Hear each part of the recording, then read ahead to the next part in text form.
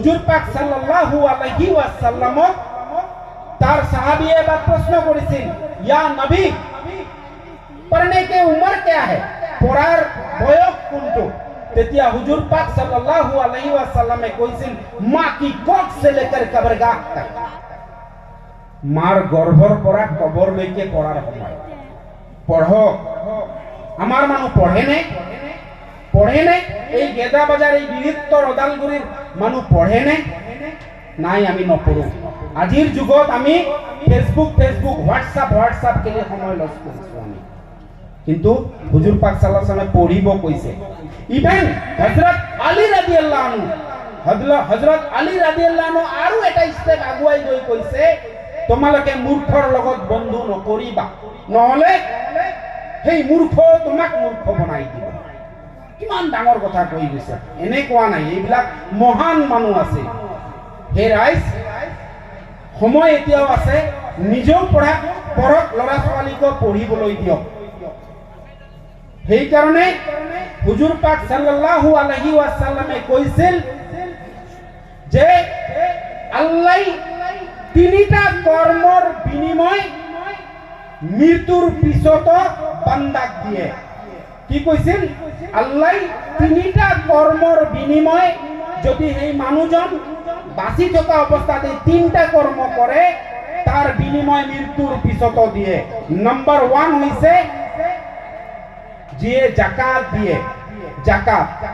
তো আমি ভাবো, বহুতে ভাবে জাকাত মানে খালি পয়সা দিয়া নহয়, জাকাতৰ 17টা পয়েন্ট আছে।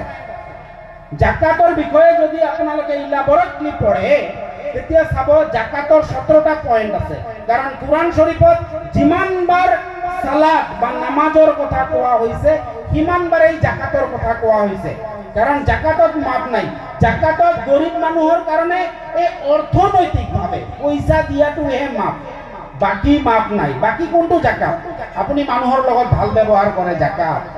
মানুহৰ বিপদত সহায় কৰে, জাকাত। মাক দেউতাকৰ লগত ভাল ব্যৱহাৰ কৰে, জাকাত। ডাঙৰৰ লগত ভাল ব্যৱহাৰ কৰে, জাকাত। সৰুক মৰম কৰে, জাকাত। মানুহৰ বেমাৰ হৈছে চাব যায়, জাকাত। মানুহক হেল্প কৰে, জাকাত। এইবিলাক সব জাকাতৰ আওতাত আহে। বুজি পাইছে না কথাটো? যে কথাটো হৈছে যিয়ে জাকাত দিয়ে। 2 নম্বৰ কথাটো হৈছে যে কথাটো কৈছে যে যিয়ে জ্ঞান বিতৰণ কৰে। কি কৈছে? যিয়ে জ্ঞান বিতৰণ কৰে। যিবিলাক মানুহে জ্ঞান দিয়ে, তাৰ মানে জ্ঞানী মানুহে জ্ঞান দিয়ে। তাৰ মানে জ্ঞানী মানে সুশিক্ষিত মানুহে জ্ঞান দিয়ে।